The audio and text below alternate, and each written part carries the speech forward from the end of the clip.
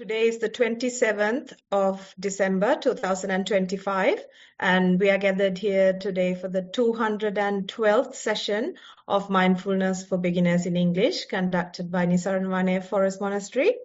I would like to welcome Venerable Homagama DhammaKusala Thero for this session, and everyone who's joining via Zoom, or anyone who may be watching later, or anyone joining live with our live stream as well.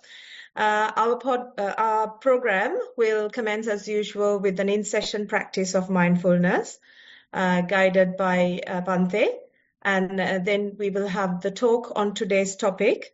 The topic this week is type of questions, and then we will move on to any reports that we have received, and finally, if we have time, we will move to some questions. So to begin today's in-session practice of mindfulness, I now invite Bhante. Thanks, Sonali. Hello, everyone. So let's begin our program with a mindful walking session today. And for this, you feel free to turn on video and join more actively. What are we going to do? We are going to select some space where we can walk without trouble. Then you start walking back and forth in the selected space. And while walking, we try to be mindful of our steps. We can feel certain parts of our feet is touching the ground. You can feel the weight distribution. You can feel how the legs are taking turns, taking weight of your body. So this way we try to stay mindful, stay aware of our steps. And time to time, naturally, we forget the steps and our mind goes to various other things. You might see surrounding sights, surrounding sounds you might hear, certain memories, future planning, thought processes come. But among these things, we can repetitively return our attention back to the steps. Time after time, we forget the steps, we get carried away, but you can catch it, you can realize it, and you can return your attention back to the steps. So that's what we are going to do. Let's join for the walk-in session. And when you hear the bell sound, you can return back to your seats.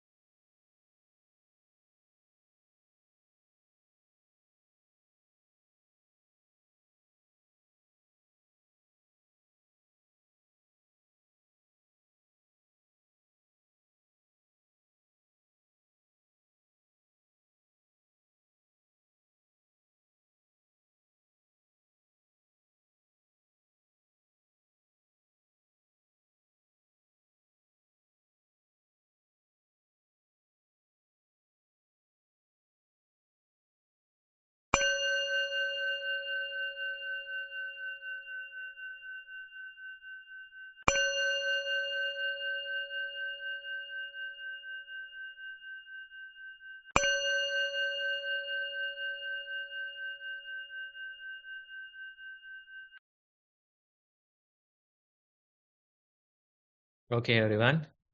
That's our time for the walk-in session. You can return to your seats. Sonali, you can take over. Thank you, Bante. So next on the agenda is the talk on today's topic. The topic is type of questions. The topic quote says, let me read it out to you. It is not the answer that enlightens, but the question. So to start the talk on today's topic, I now invite Bante.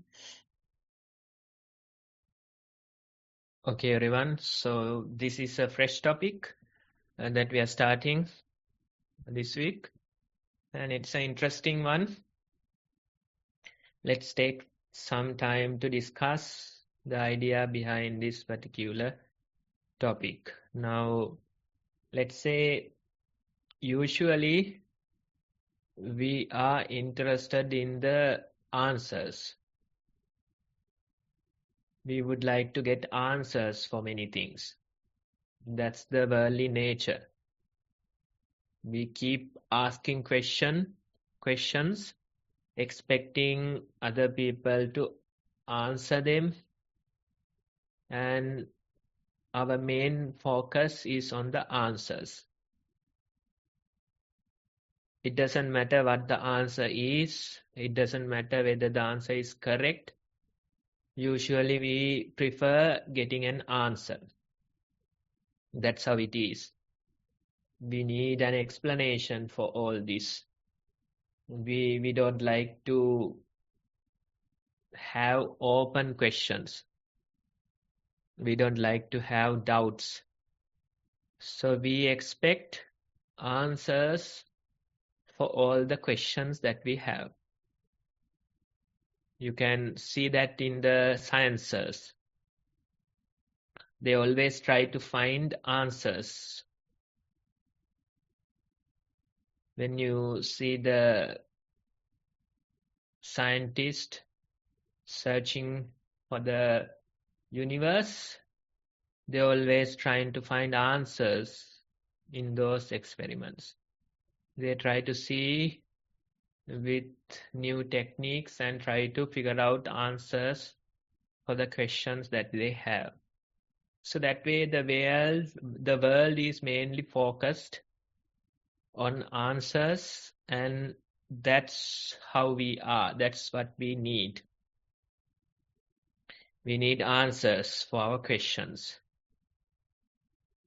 We are like little children who keep asking questions, expecting answers for them. Right? So that way, that's the usual behavior. But when it comes to the practice, when it comes to the Dhamma, we simply try to focus our attention on the question. The question of existence, the question of self, or the question of suffering. Instead of focusing or getting answers right away, the whole focus is on the questions. They might be philosophical questions, they might be profound questions, so the answers are harder to come by. But the main focus is on the questions. If we can understand this question properly, if we can understand the background behind this question, then that helps. So instead of directly giving answers or going for answers, in the practice of Dhamma, we bring more awareness. We bring more focus on the question. Now, for example, let's say the question of self. The world is focused on finding answers for this. how this self is created. God created it, right? So some answers are needed. It doesn't matter whether the answer is making any sense. It doesn't matter the answer is rational. You somehow need an answer, right? So probably their answer is this whole thing is God created. That's what they say, that's their answer. I found this recent article or some essay on the self or creation of this self, and that very person was wondering how these modern people still believe that this is God created. Especially in these Western societies, people are having that belief. This whole thing is God created. So that person was wondering how these people, we are in this 21st century, and how they are still believing that this whole thing is God created. Right? So it doesn't matter what they believe. It doesn't matter whether that belief is true or not. What matters to them is to have answers. As long as they have an answer, they are fine. They don't like to keep unanswered questions. They don't like to keep open questions. In such one way or other, they would prefer some kind of an answer for the questions, doubts they have. But in our practice, in the teachings of Buddha, it's not the answers that we are mainly focused on. Instead, the very practice is to bring more awareness towards the question. Let's say even the question of self, instead of finding a straightforward answer to this, Buddha encourages us to bring more awareness towards the self, the very question that we are facing, or bring more awareness towards suffering, the very question that we are facing. So that way, time after time, the whole focus is brought back to the question. Right? That's what the whole practice is about. Focusing on the question instead of the answers. That's how it is encouraged. And there's a very nice story about a monk who was studying in the Buddha's time, and that very monk, he was focused on the answers. So one time, after many years of practice, many years of being a monk, he came to Buddha and he was saying that if you don't answer these questions for me, then I will leave this monastic order. So he kind of threatened Buddha, telling that he would leave if the Buddha didn't answer. But Buddha was simply asking this monk, telling that, Bhikkhu, did I tell you that I would answer these questions? Then this monk said, no, Bhante, you didn't tell me. Okay, then what is your logic? Why are you here trying to force answers from me? I never promised you that I would answer these questions.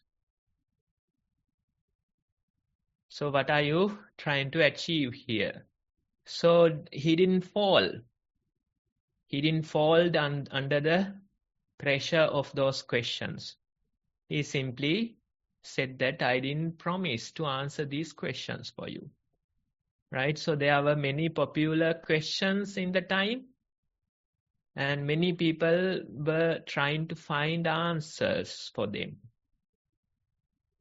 Questions about the world, questions about the self, right? So these type of various questions were there in the time of Buddha, and they were many people or philosophers, they were trying to find various answers for them. So they came even to the Buddha and was trying to get answers out of him, right? So that way you can see, even in the Buddha's time, people or the society, they were more focused on the answers. But simply, Buddha, he encouraged them to bring more awareness, focus towards the question, right? So that's the whole idea of this topic.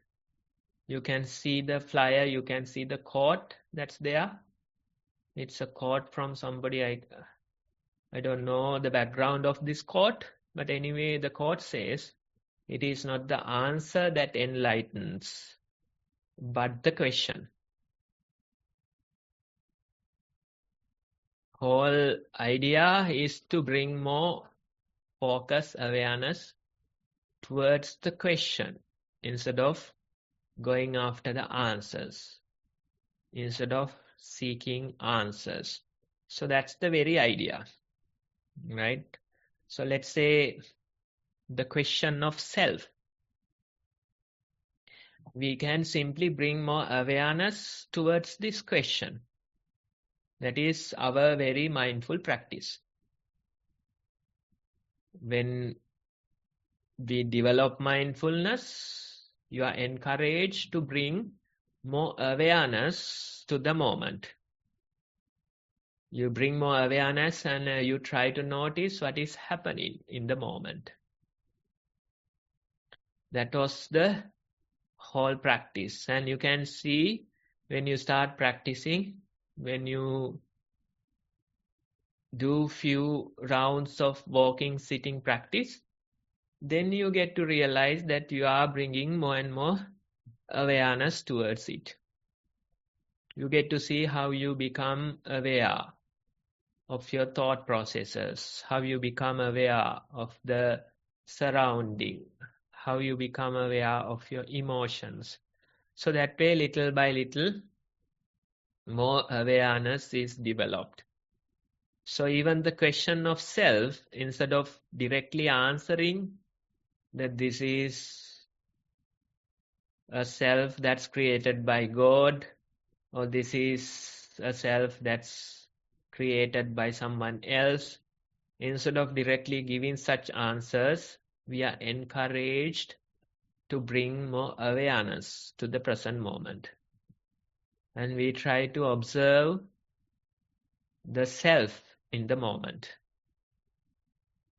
And it's interesting for a practitioner to do that observation. Their minds usually more focused on the answers. They do the observation for a while, then they come up with many questions trying to get answers from someone else. They say, why these thoughts are happening like this? What is the reasoning behind this? Why these emotions are coming to me like this? What's the reasoning behind this? That way, they keep coming up with various answers. Right? So instead of giving direct answers to the problems that they are facing or the observations, instead we encourage them to keep the observation. We encourage them to continue with the observation. That is the whole idea. So time after time, we are focused on the observation. That's what you called the noble experiment. Usually worldly experiments, they are focused on the conclusion. the answers. But in the normal experiment, we try to get rid of the conclusion. We have a method, we have an observation. Time after time, we execute the method and get the observation. That way, repetitively, we do that. Many people, especially the beginners, they want to get answers. They come with many questions. But if you listen to an interview, if you listen to how it is answered, most of the time, those questions are left aside. Those questions are left open. And the teacher usually encourages them to keep on practicing. Because if you try to answer questions for them, then it becomes a never-ending game.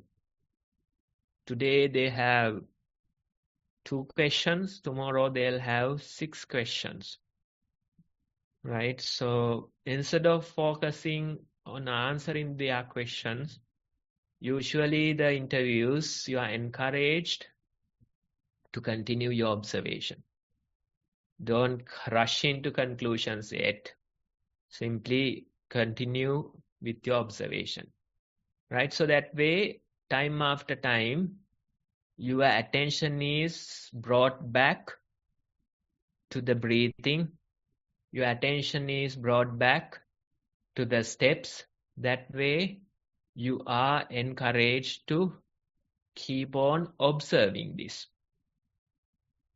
That's why in our report writing, meditation reports, you can usually see more priority is given to the breathing or the steps. Repetitively, that's where the focus is brought back. You are encouraged to observe the details of that object. You are encouraged to observe the details of your steps.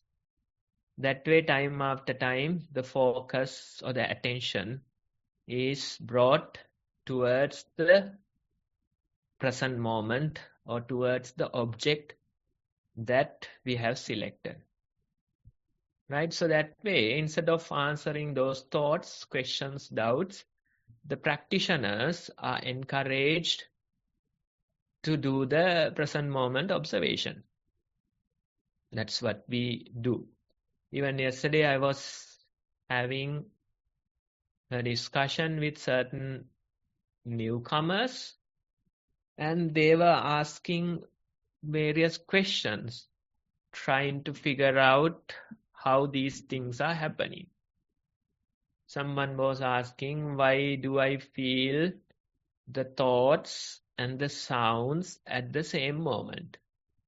So that person was feeling 2 layers in the mind. The sounds are also there, the thoughts are also there, kind of like 2 layers. So he was asking, how does that happen? He was asking, why do I feel 2 layers, 2 things at once like this? Right? So various questions are there. They try to figure out various questions and need answers. Right? But usually what we do is we simply encourage them to continue their practice. Keep on the observation. That's what we do. And when we do that, little by little, gradually, your attention is brought back to the question instead of the answer. We try to keep the questions open. We don't try to get rid of the questions by answering them. That's not the whole practice is about. Instead, our main idea is simply to keep these questions open and try to observe them, try to bring more awareness, focus to them. So that's why probably the quote says it is not the answer that enlightens, but the question. Question is more enlightening if you can figure out the background of that question. Answers are in a way blinds us. When you get answers, you are satisfied. Somebody answers you telling that this whole thing is God created, you are satisfied with it. You have faith in that God, and you expect Him to protect you and be with you in the troubling times. Right? So that type of answers are not helping you. And this is not easy to answer. The whole question of life, the whole question of existence or self, it's not easy to answer. So in the practice of Buddhism, we are encouraged to bring more awareness, focus on the question, and that very process enlightens us. The question itself is enlightening than the answer, right? So that's the idea. And when we talk about this specific topic, Buddha's teaching, one of the teachings, discourses, he was explaining about 4 types of questions and how to respond to them. 4 types of questions and how to respond to those questions, right? And in that particular teaching, Buddha goes on to explain the 4 types of questions and how to respond to those particular questions, right? And the very first question, or the category of questions, is direct questions. These questions are direct questions, and they deserve a straightforward answer. That's the Buddha's explanation. Direct questions are there, and you can answer them straightforward manner. Those type of questions are identified as the type 1. Right? So if we take a worldly example for these type of questions, if somebody comes to you, shows you a tree and asks, what is this tree? So this person is asking about the type of the tree. What is this tree? Then you can simply answer saying it's a mango tree. Right? So that type of question, you can directly answer it.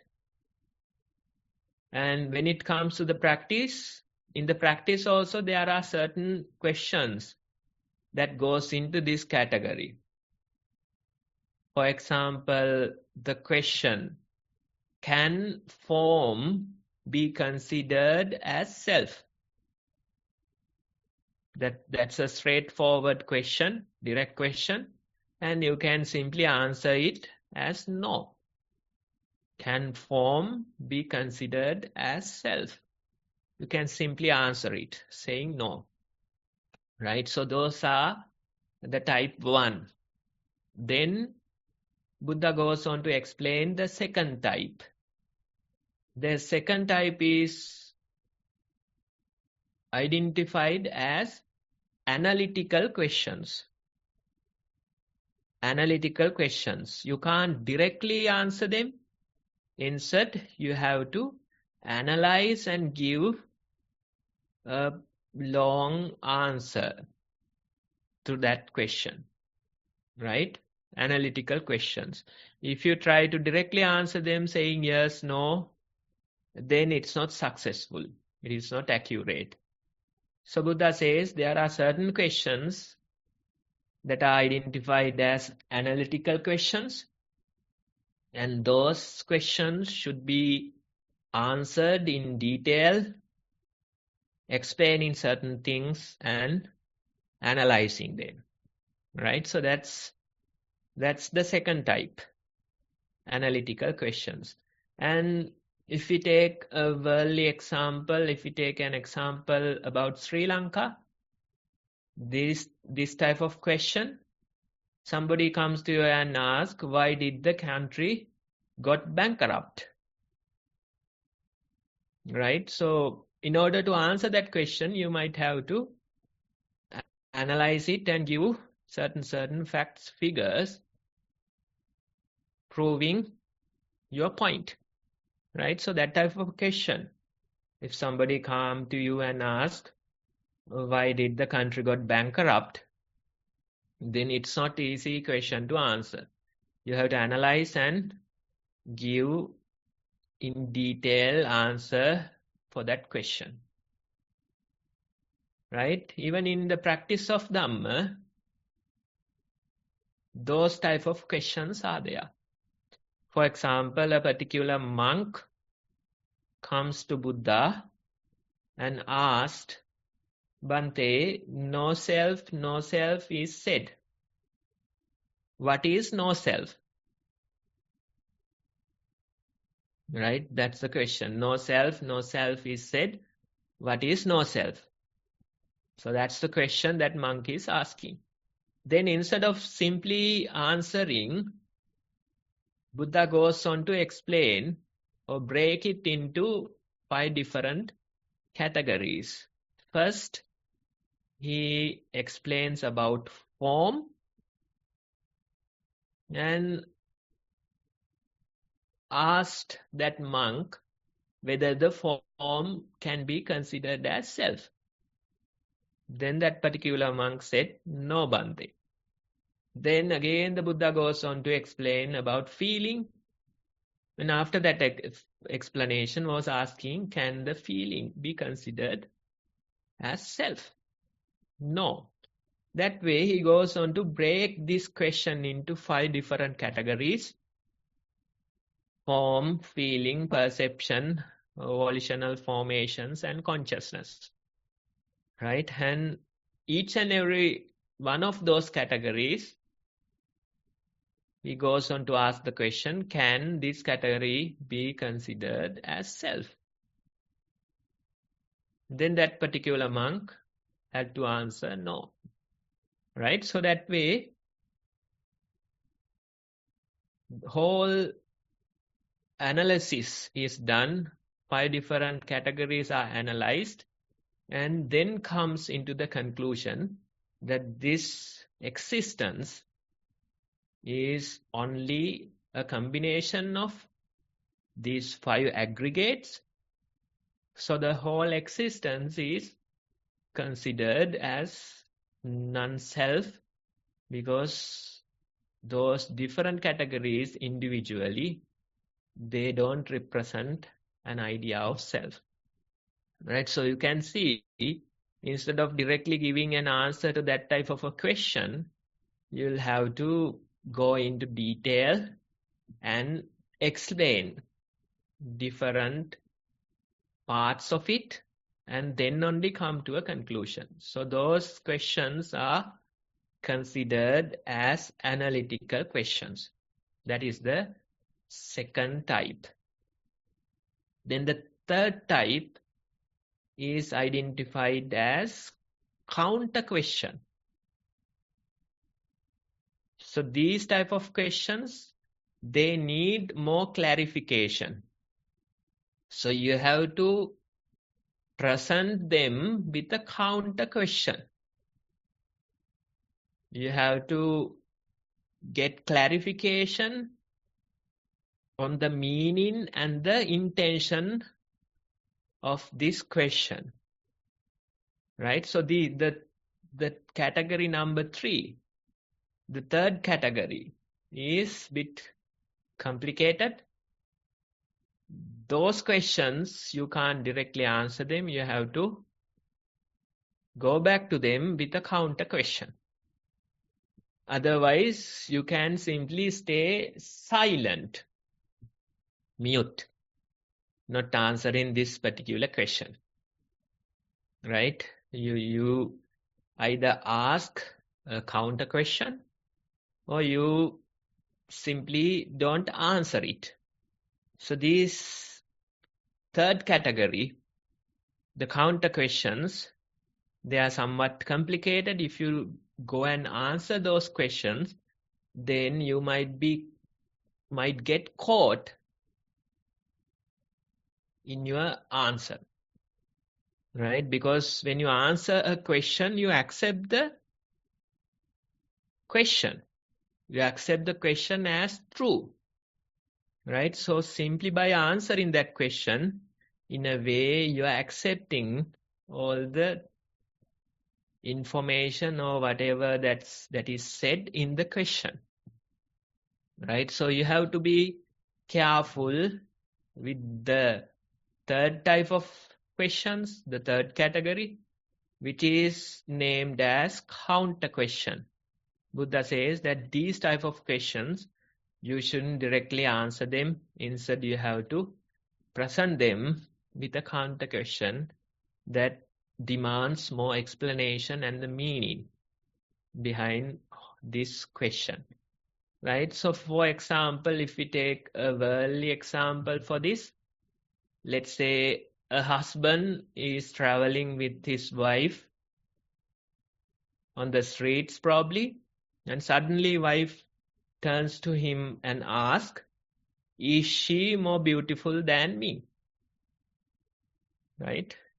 And if you try to answer that question, it doesn't matter you say yes or no, whatever, you are caught in that question. Right? If you say no, then it's a bigger issue. If you say yes, if you say yes, it's a bigger issue. If you say no, still you are proving that you have looked. After only seeing the other woman, you can answer that, right? So it's a tricky question. It's a question that shouldn't be answered. Instead, you can present with a counter question or you can stay mute. So that's a good worldly example for such questions, right? And in this practice, sometimes in certain discourses, you can find such similar questions. For example, a particular monk named Vachagota, he came to Buddha and he asked him a question. Is there a self? That's the question. Is there a self? Then Buddha remained silent on it. He didn't answer that particular question. Then again, Vachagota, he goes on, is there no self? Again, the Buddha remained silent on that question. Then the Vachagota, he got frustrated and he left. Venerable Ananda was nearby and he was asking, Bhante, why didn't you answer those questions? Then Buddha goes on to explain the whole background. He was saying, Ananda, these type of questions, you shouldn't answer them. Either you have to present them with a counter question, otherwise you can stay mute. That's how you have to tackle these type of questions. And Buddha goes on to explain, saying, if I answer the question, is there a self? Then that very answer might lead them into the view of eternalism. Eternalism, a self existing throughout these different lives. Then again, Buddha goes on to explain, if I answer the question, is there no self? Then they might get into a view of nihilism. Right? So those type of views are there in this world. Some people might say that this is only life. There's no life after death. Right? So you can do whatever and live a happy life. You can earn in any means and get the money that you require. You don't have to stick to the social norms. You can enjoy the world as you wish, because this is the only life that's given to you. After death, there is nothing beyond. Right? So those type of views are there in this world. That's why people go on to enjoy life, thinking that this is the only chance I am given. So if you answer a question, is there no self? That type of a question, Buddha says, then that very answer might lead people into nihilism. So you can see different views are there.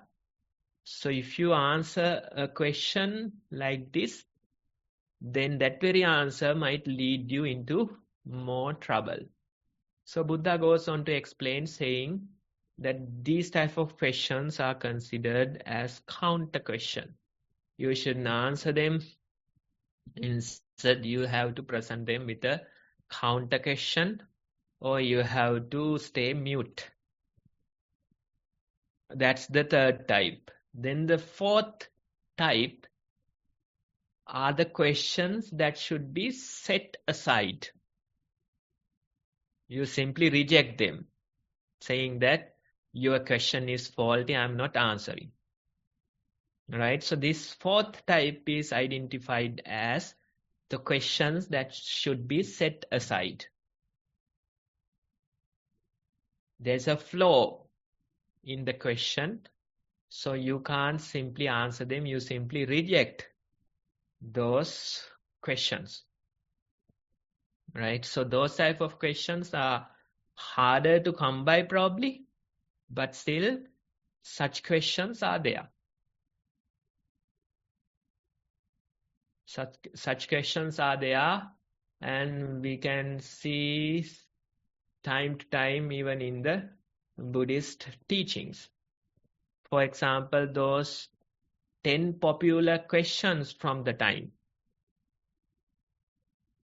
Buddha famously rejected all those 10 questions, saying that those questions are faulty and he is not answering them.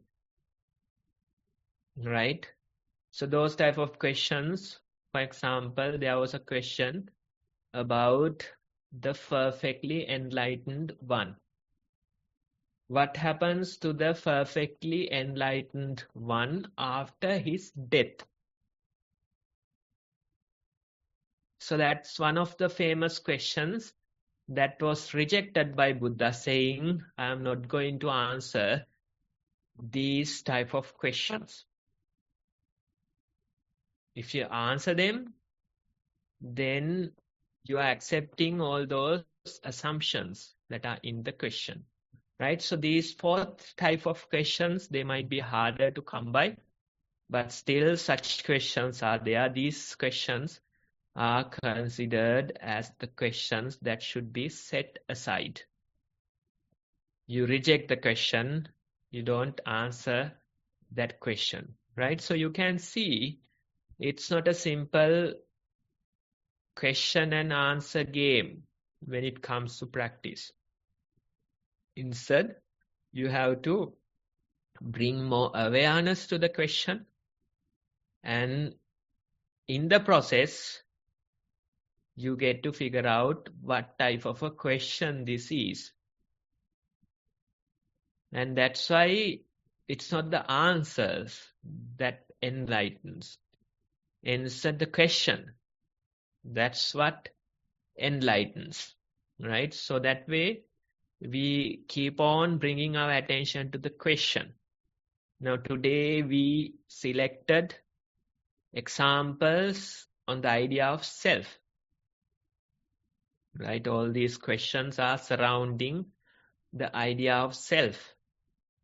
So you can see even Buddha when he was teaching people, he was careful to answer these questions. He didn't simply answer each and every question that was presented to him. He didn't simply say that this is no self. Instead, he goes into a breakdown. He goes into each and every category and proves that each and every category isn't self. Right? But today's Buddhism, you can see many people, they are simply saying this is no self. They simply come and tell that. That's Buddhist teaching, that's they say. Right? That's how people try to simplify these things. But whenever you deal with the world, whenever you talk to other people, whenever you function, all you feel is a self. You can't deny that. Right? You can feel a self within you. You can feel a self talking. You can feel a self experiencing pain. You can feel a self suffering or thinking thoughts, trying to find easy ways. Right? So that way, whenever we are living our life, all we feel is a self. How can we simply go and say this is non-self? That's not the way to approach it. I remember one time a German lady, I think she was visiting Sri Lanka for like 2-3 weeks, and on the way to airport, she came here to Nissarana, and I think stayed like couple of days. During that time, nobody else was there, so I had to go and talk with her for a while, encourage her to do the practice. So she started the discussion saying that, Bhante, I have been here probably like 3 weeks. I have traveled to many Buddhist temples, monasteries. I have met many teachers.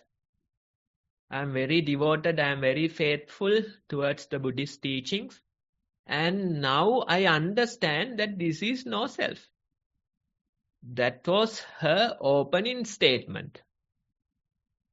Right? Then how to answer this? I told her that don't say like that. Don't just simply say that there's no self or you are experiencing no self. That's not how it is. Instead, all you experience is a self.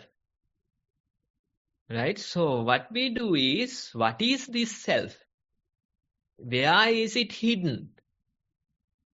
Is the self there in my thoughts? You keep on observing. Time after time you watch the thoughts to see whether there is a self hidden there. Is the self hidden behind my breath? Is the self hidden behind my emotions? Is the self hidden behind the pain that I am experiencing? Right? So that way you don't simply declare that there is no self. Instead you go and investigate, trying to find where this self is hidden. That's the very idea.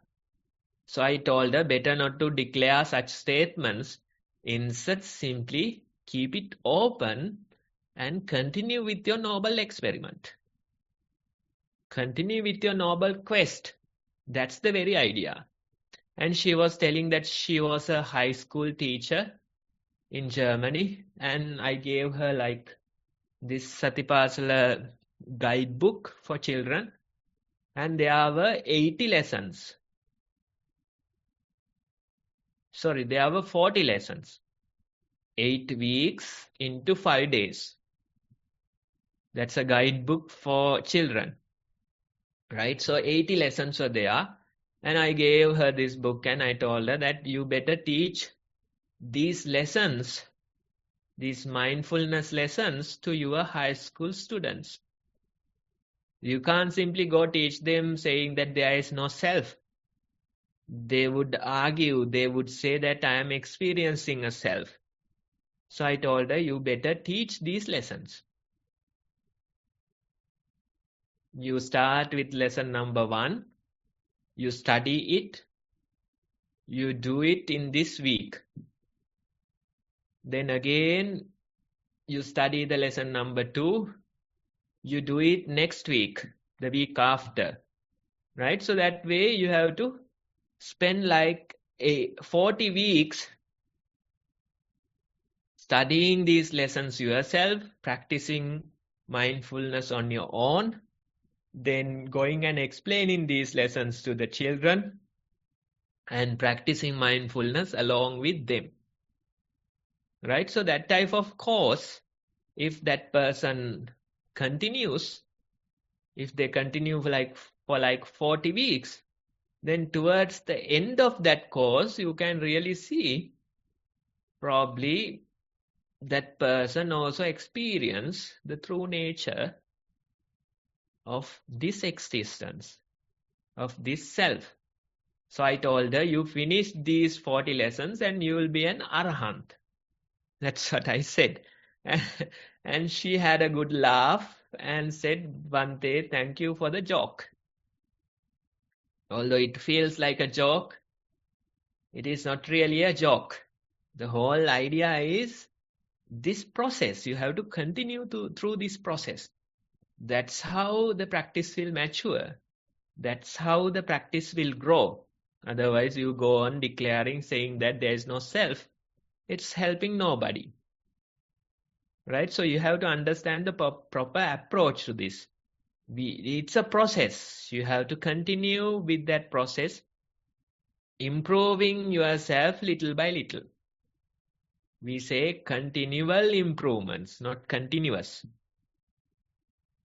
You improve a little, you stay for a while, you see, and then again you improve a little more. Continual. That's how the practice works. Otherwise, you can simply declare saying that there is no self. But when something happens, all you are experiencing is a self. The suffering is real. The pain is real. So how can you deny that there is no self? Right? So that's the very idea.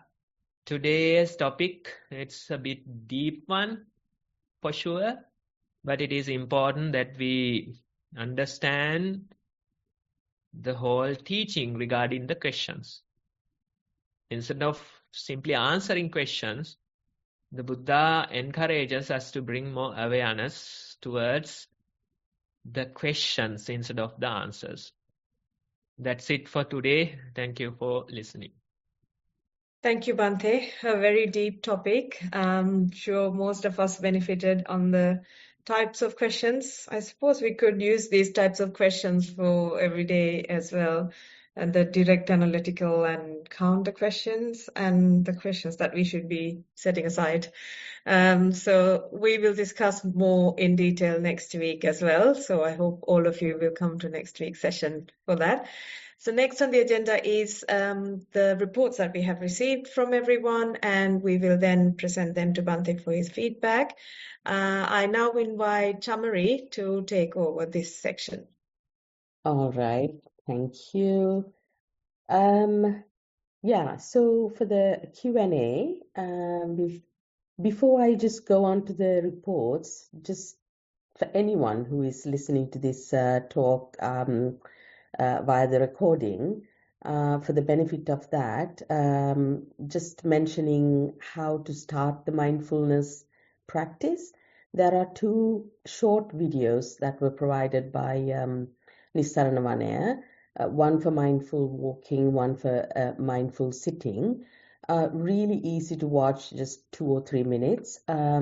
So with maybe 5 minutes to start with for each of the practice, you can actually do the walking. If you have a strip of maybe 15 feet long, just to walk up and down and see what you notice in that walking process, anything you notice, whether the mind is able to stay with the feet movement, how the feet touches the ground, anything else that comes in as thoughts or sounds. you just start with 5 minutes and extend it to maybe 10, 15, and the expectation is we would have 1 hour each of mindful walking and mindful sitting, so 2 hours in total. So for the sitting as well, you would be just checking how the body is at the beginning, when the breath arises, whether you notice whether it's prominent or subtle. It might be the belly movements, just anything that you notice about the sitting practice as well, starting from 5 minutes. Increasing over a period of time. And the best thing you can do afterwards is to write down your experience as a reflection report, because when you send it to Nissarana, this program, via a Google form or email, beginnersenvy@gmail.com, Bhante will actually give valuable feedback, which will help you with your practice immensely.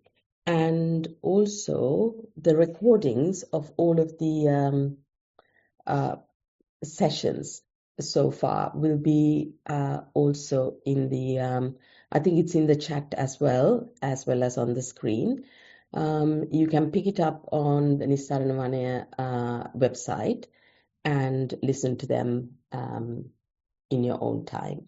So I will move on to the reports received for today. There were 3 sent, but I think the first one, Sonali, was read out by Anupama last week. So I'll just move on to the first one for today. Theruvan Saranai Bhante. From time to time, some things keep fading away. That happens at some distance, and it is blurred, within brackets, like covered from fog, still somewhat clear. Although reasons for this can be seen, there is no urge to dig as usual, as that reasoning out also fades away, but mostly based on disappointments with incidents that happened. It urges only to face whatever fades face to face. So it continues accepting them as they are. So the power of those keep reducing gradually. It slowly happens. Theruvan Saranai Bhante. That's the end of the report, Bhante. That's from an adult. Okay, now in your observation, you can see that these majority of the things are blurred. They are in the background, more like probably we can say the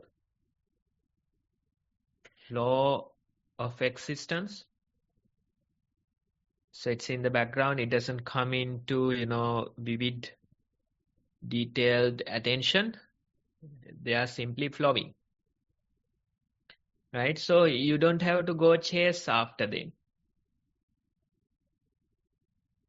What you feel is in that state. It's the original existence.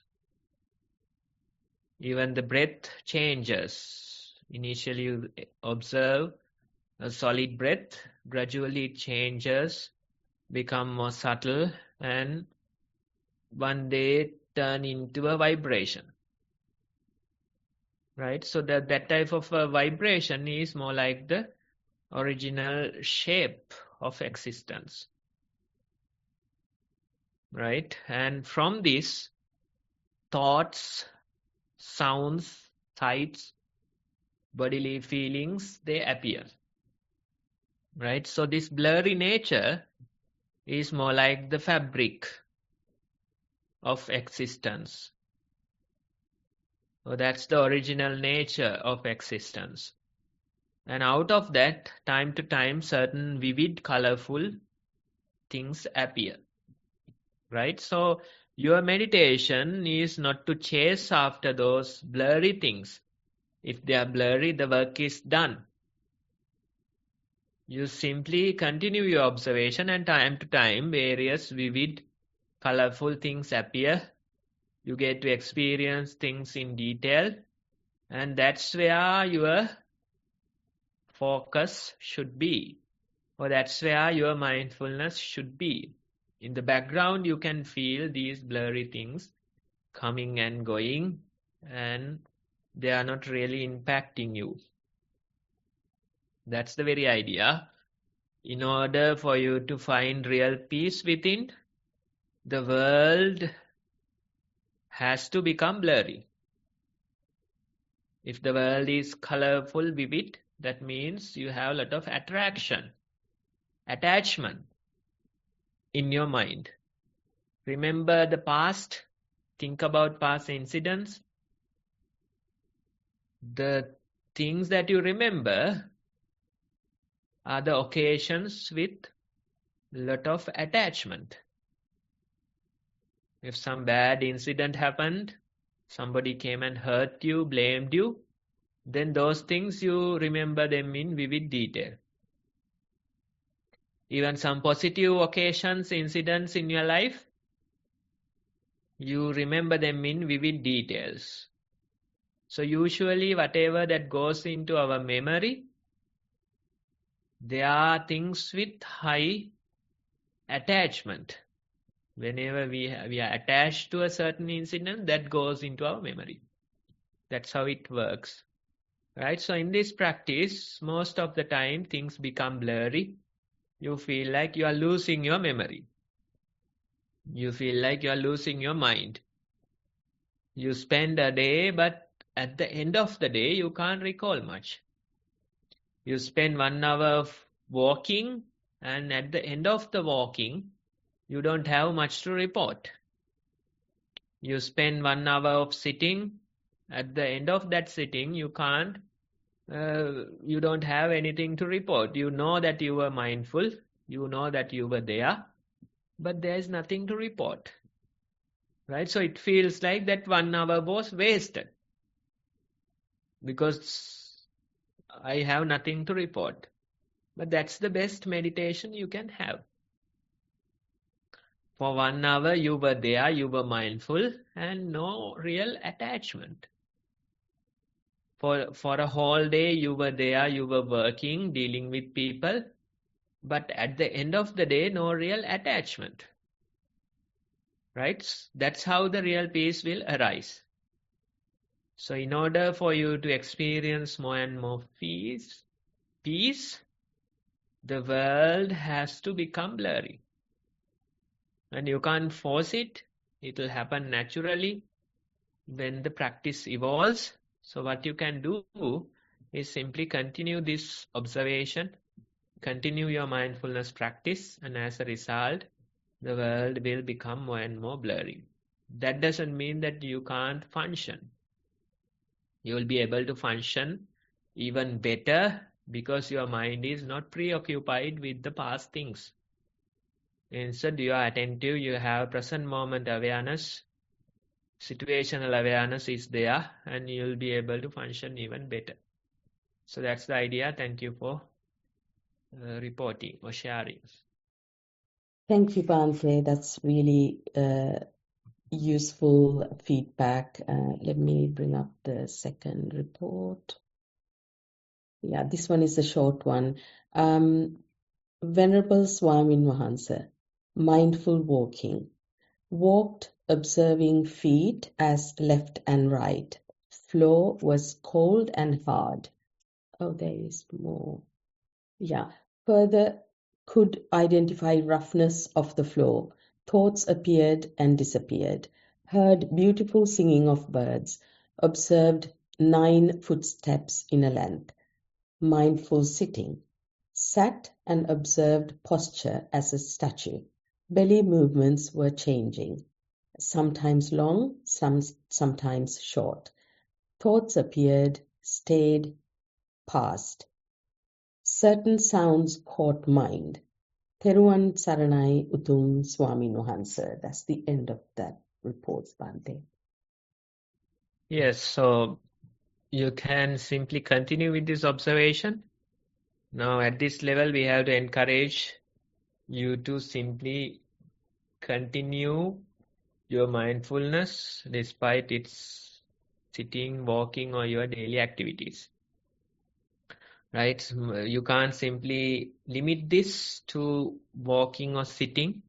Instead, whenever you are awake, you can simply be mindful, and that would be your practice. That's how the practice will grow. Otherwise, you do the sitting, you do the walking, that's good, but there ends your practice as well.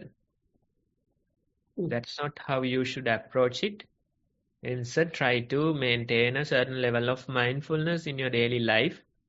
And when you figure out the proper balance of it, then it becomes much easier and you can be mindful without much effort. You can function as usual and still maintain your awareness.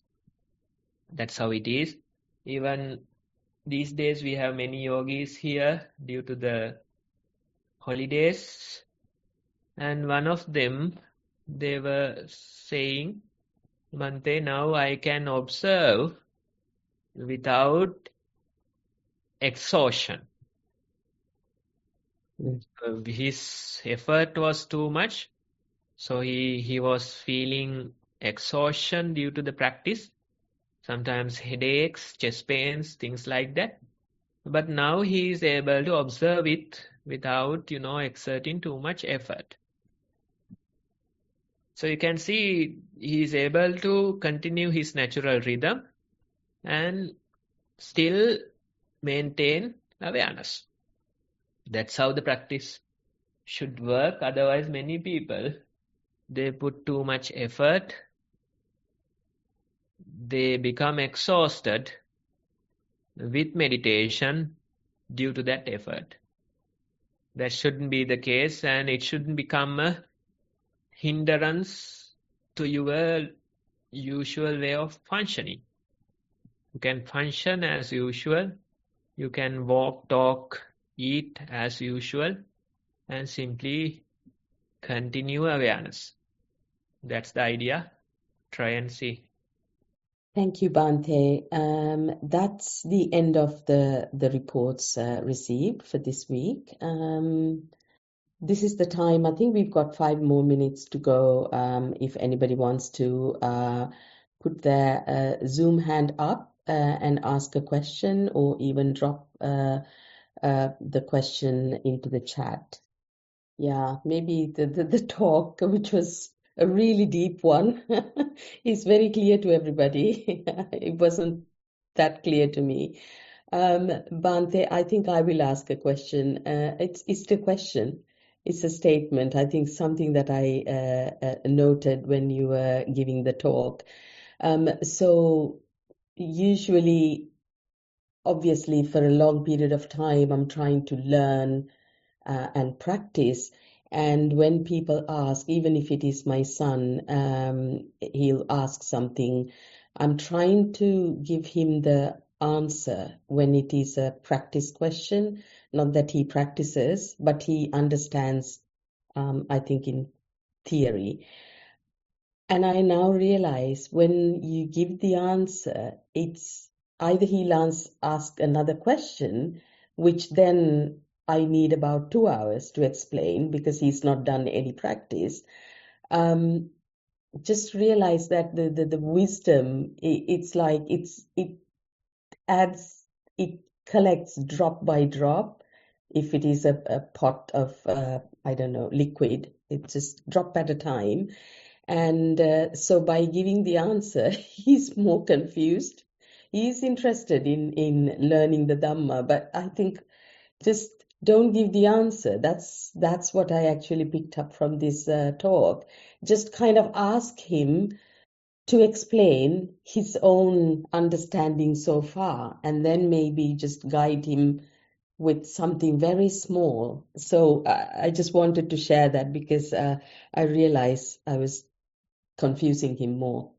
Yeah, that's not only to you, that's what happens to most people, because we talk a lot about Dhamma. So many teachings are out there.